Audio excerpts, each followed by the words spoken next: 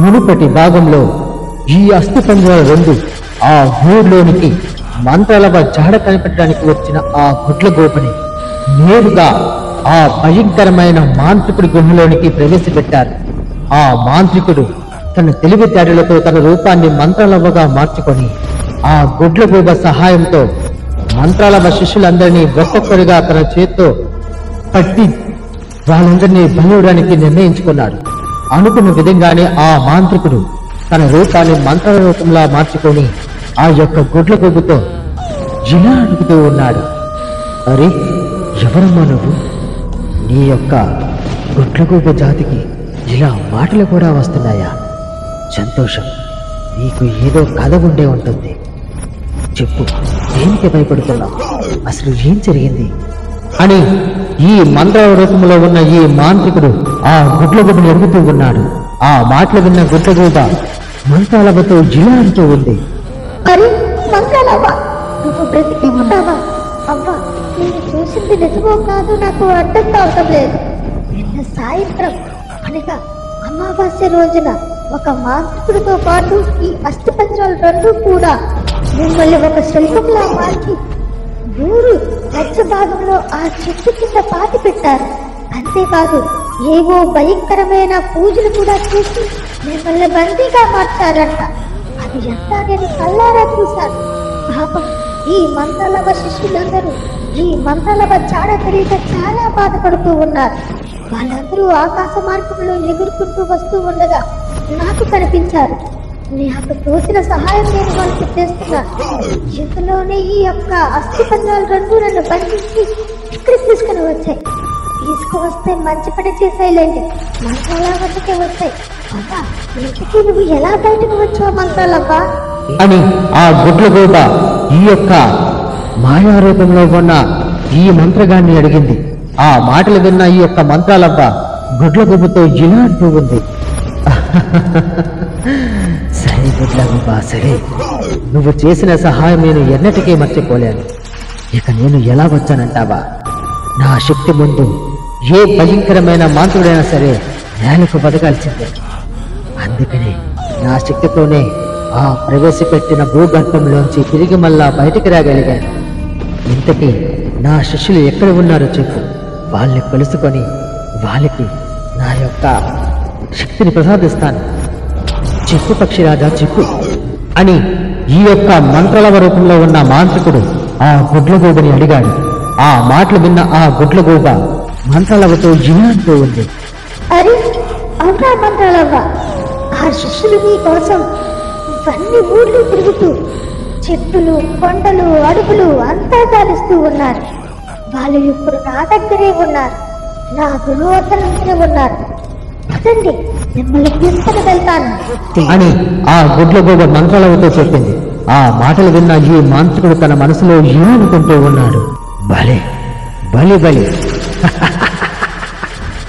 నీ వేసిన పన్నాగం నెరవేరుతుంది. మంత్రాలవ శిష్యులను ఒక్కొక్కటిగా పట్టుకొని వాళ్ళ అందరినీ ముక్కలు ముక్కలుగా నరికి నరభక్షకి నైవేద్యంగా పంపిస్తాను. మంత్రాలవత శిష్యులట అందరూ ఎవరైనా సరే ఈ అజోరుడు ముందు బలి కావలసిందే. శిష్యులారా, మీరు నేను వచ్చేంత వరకు ఇలాగనే భూరూపంలోనే ఉండండి. నేను తిరిగి వచ్చి మీకు ప్రాణప్రతిష్ఠ చేస్తాను. అంతవరకు మీరు ఇక్కడే ఉండండి అని ఈ యొక్క మంత్రాల రూపంలో ఉన్న మంత్రగాడు తన శిష్యులతో చెప్పాడు. అది ఎంత చూస్తూ ఈ గుడ్లగూబ ఇలా అంటూ ఉంది. అరే మంత్రాలవ్వ, ఏంటి మీరు ఆలోచించుకుంటూ అలా ఉండిపోయారు? ఏదైనా సమస్య ఉందా? చెప్పండి మంత్రాలవ్వ, నాకు తోచిన సహాయం నేను చేస్తాను. నేను ప్రాణాలు ఇవ్వడానికైనా నేను సిద్ధంగా ఉన్నాను. మాత చెప్పండి అని ఆ గుడ్లగూబ మంత్రాలవ్వని అడుగుతూ ఉంది. ఆ మాటలు విన్న ఈ యొక్క మంత్రాలవ్వ ఇలా అంటూ ఉంది. అరే, సృష్టిని భూత ప్రేత పిశాచాలని బంధించగల నాకు సమస్య అటువంటిది ఏమీ లేదు పక్షిరాజా. సరే, త్వరగా పద.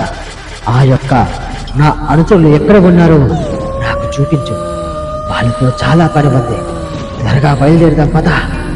అని చెప్పి ఈ మంత్రలవతో పాటు ఆ గుడ్లగువ్వ కూడా నేరుగా అక్కడి నుంచి అదృశ్యమయ్యారు. ఇది ఎంత బూడిద రూపంలో ఉన్న అస్థిపంజరాలు చూస్తూ తనలో తాను ఇలా మాట్లాడుకుంటూ ఉన్నాయి. అరే బంధు, చూసావా మన మంత్రగాడి తెలివితేటలు? మంత్రాలవ రూపంలోనే బురుడు తప్పించాడు. పిచ్చి గుడ్ల గోప మంత్రాలవ్వ నిజంగా నమ్మేసి ఇప్పుడు మంత్రాలవ్వ అనుకుల వద్దకు తీసుకుని వెళ్తుంది. పాపం దానికి తెలియదు మంత్రాలవ రూపంలో ఉంది మాంత్రికుడని. ఇప్పుడు ఆ మంత్రాలవ్వ శిష్యులందరూ ఈ మాంత్రికుడి చేతుల్లో బలి కాబోతున్నారు. అవునరా, అవును, నిజంగానే మన మాంత్రికుడి గురించి ఏదో అనుకున్నాను కానీ నిజంగా తెలివైన వాడే. వీడికి బుర్ర పనిచేస్తుందన్నమాట. సరేలే, మన రూపాలు ఎప్పుడు వస్తాయో ఏంటో. ఈ మాంత్రికుడు త్వరగా తిరిగి రావాలని కోరుకుందాం, లేకపోతే మన బతుకు ఇలాగే తెల్లారిపోతుందిరా అని ఈ ఇద్దరు మాట్లాడుకుంటూ ఉన్నారు. ఈ యొక్క మంత్రాల రూపంలో ఉన్న మాంత్రికుడు గుడ్లగువ్వ ఆకాశ వీధిలో ఎగురుకుంటూ వెళ్తూ ఉన్నారు.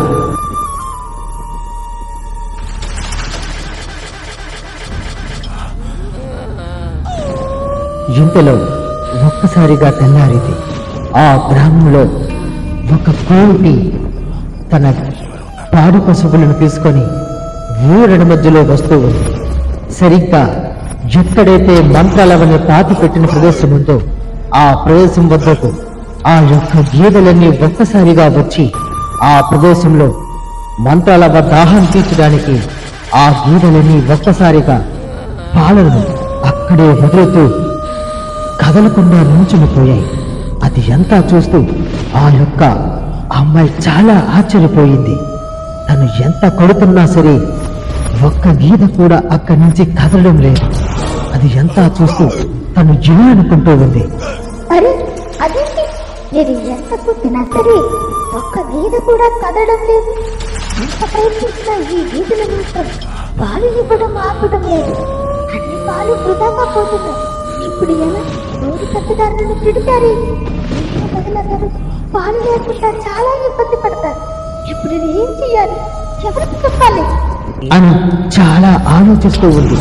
ఇంతలో నేరుగా అక్కడికి ఒక వ్యక్తి వచ్చి తనతో ఇలా అంటూ ఉన్నాడు. ఏమే పిల్ల, ఏంటే ఊళ్ళోనికి పాలు ఇవ్వడానికి వెళ్ళకుండా గేదెలన్నీ ఇక్కడే పెట్టుకుని ఉన్నావు? పైగా పాలన్నీ ఇక్కడే పోతున్నాయి ఏంటి? నీకేం చేస్తున్నావో అర్థమవుతుందా? గేదెలన్నీ త్వరగా తీసుకొని ఊరి పెద్ద ఇంటి వద్దకు వెళ్ళు. అసలే ఊరి పెద్దగారు ఈరోజు ఎక్కడికో వెళ్తారంట, త్వరగా వెళ్ళు అని ఆ వ్యక్తి ఆ యొక్క అమ్మాయితో చెబుతూ ఉన్నారు. ఆ మాటలు విన్న ఆ అమ్మాయి చాలా భయపడుతూ తనతో ఇలా అంటూ ఉంది.